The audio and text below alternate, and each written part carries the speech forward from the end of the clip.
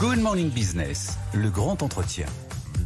Et pendant que les bourses mondiales se cassaient la figure la semaine dernière, certaines valeurs profitaient d'une certaine manière de la situation chaotique générée par Donald Trump. C'est le cas d'OVH, le spécialiste français des solutions de cloud.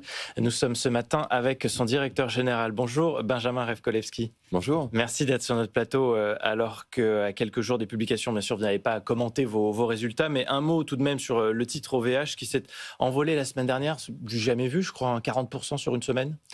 Oui, écoutez, c'est probablement le signe que le marché cherche des alternatives crédibles sur le cloud et avec un champion du cloud européen, et c'est OVH Cloud. Non, un peu d'emballement quand même, presque, non, spéculatif, 40%, vous êtes bien dans la valeur de ce que vous estimez ou... On n'a pas l'habitude de commenter notre cours de bourse, donc on reste et on va continuer d'exécuter notre plan. Bon, vous profitez en tout cas clairement de la tempête qui a été provoquée par le président américain.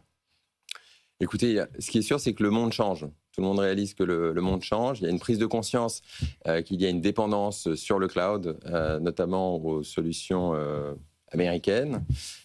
Et donc, il y a la recherche de solutions alternatives, de solutions crédibles, de solutions souveraines, notamment sur le cloud. Vous avez entendu le patron de Total la semaine dernière, Patrick Pouyanné, gêné par la dépendance de son entreprise au cloud américain. Il disait, quand on a le choix entre Amazon, Google et Microsoft, on n'est pas très à l'aise. Sous-entendu, il n'y a pas d'alternative. Vous faites quoi là? Vous faites coucou, on est là, on existe?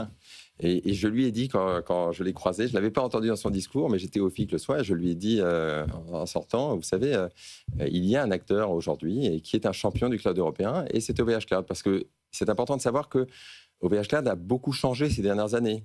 En fait, on a doublé de taille. Aujourd'hui, on pèse 1 milliard de chiffre d'affaires. On a 43 data centers dans le monde. La moitié de ces data centers sont à l'international. La moitié de notre chiffre d'affaires est fait à l'international. Et on a aujourd'hui les solutions, les offres que 80% des gens ont besoin sur le cloud, c'est-à-dire le stockage de données, la puissance de calcul, les moteurs d'intelligence artificielle open source qu'on met à disposition, la résilience de 3 data centers séparés de 20 km qui assurent la protection des données. Et on a les clients aujourd'hui qui le prouvent. On a par exemple un grand acteur des médias qui a choisi de basculer sa vidéo à la demande sur le cloud public d'OVH. On a Bouygues Télécom Entreprises qui a décidé pour son cloud privé de ses clients de les amener vers le cloud. Quel acteur des médias, vous pouvez donner le nom? Un acteur français des médias. C'est important ce que vous dites, Benjamin Revkolevski, ce matin, parce que effectivement aujourd'hui, Amazon, Microsoft, Google captent encore 75% du marché européen du cloud. Et OVH, qui est un peu le chef de file français et aujourd'hui même européen sur la scène de ce cloud souverain, a toujours été jugé un peu petit, un cran derrière sur les services que pouvaient proposer les hyperscalers américains. Aujourd'hui, vous nous dites, c'est fini, on a doublé de taille, on peut offrir tous les mêmes services que ces hyperscalers américains. C'est bien ça le message.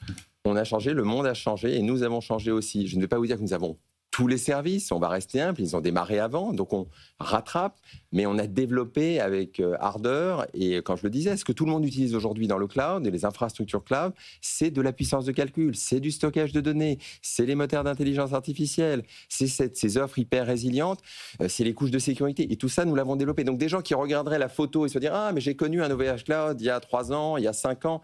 Mais regardez, en fait, aujourd'hui, on a développé ces offres et on est capable de fournir, j'en donnais des exemples, au Luxembourg. Tenez, on a le cloud souverain du Luxembourg. La Poste luxembourgeoise a décidé de monter son cloud souverain. J'étais la semaine dernière à Luxembourg pour signer justement la construction du cloud souverain au Luxembourg sur les bases des technologies d'OVH Cloud. Donc oui, les solutions existent. Et du cloud souverain en sécurité, vous venez d'obtenir la qualification Secnum Cloud 3.2. Est-ce que vous pouvez nous expliquer, avec des mots assez simples, ce que ça vous apporte comme qualification nouvelle?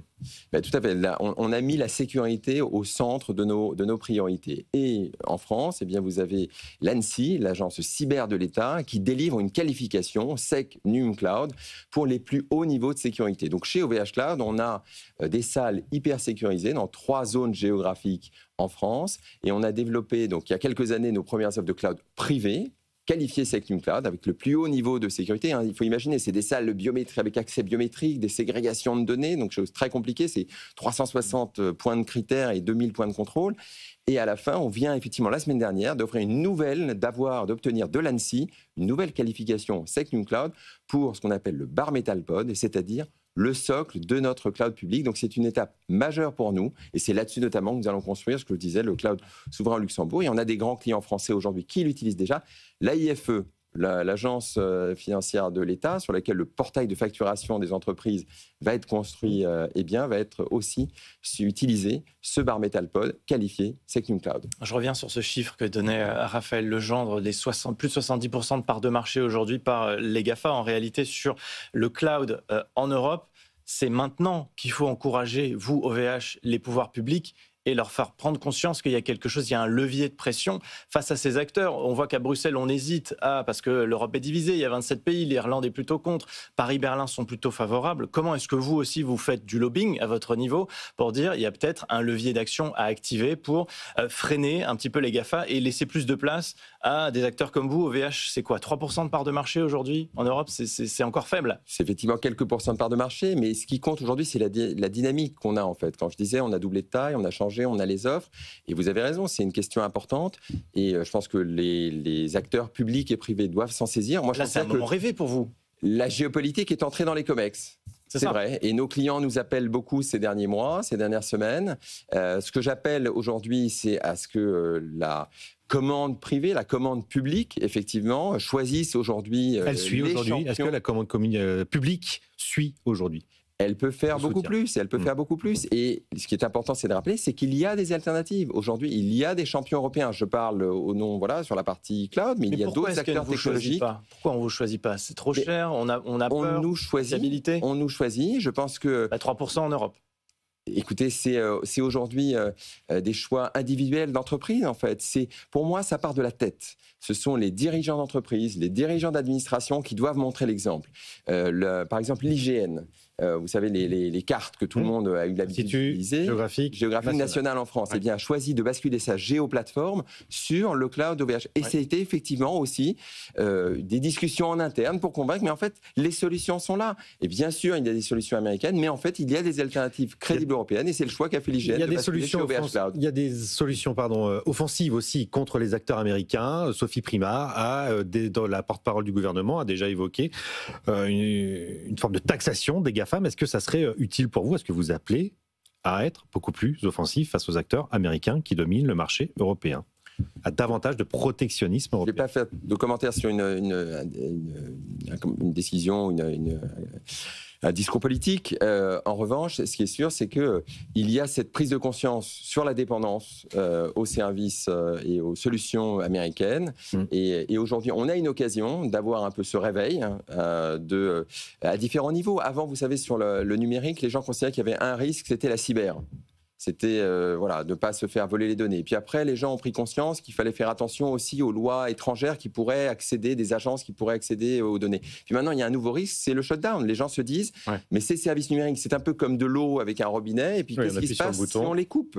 Et je pense qu'il y a cette prise de conscience. Elle s'exprime de différentes manières. En tout cas, nous, on essaye d'apporter des solutions. C'est ce qu'on fait depuis 25 ans chez OVH Cloud. C'est une aventure industrielle qui est née à Roubaix, dans le nord de la France, et qui aujourd'hui apporte des solutions, et on va continuer à le faire. Benjamin Revkolevski, pour terminer, mais je vous posais cette question de savoir pourquoi est-ce qu'aujourd'hui on n'est pas plus mobilisé à défendre et agir en faveur du cloud européen et d'acteurs comme vous, parce qu'à la question est-ce que vous seriez prêt à récupérer de nouveaux clients, on a lu beaucoup que non. Parce que vous n'êtes pas en capacité, par exemple, de financer l'accélération de votre croissance avec l'infrastructure, avec les questions de logistique. Qu'est-ce que vous répondez à ça ? On est pleinement en capacité de financer notre croissance. On l'a prouvé ces dernières années, justement, comme je disais, doublé de taille, 43 data centers un peu partout dans le monde. Il faut être conscient qu'on est présent aujourd'hui en Australie, à Singapour, en Inde, aux États-Unis, vous n'êtes pas capable de financer autant que les GAFA. Vous êtes aussi endetté. Bien sûr, beaucoup. On n'a pas la taille aujourd'hui et la capacité d'investissement d'un acteur américain, mais aujourd'hui,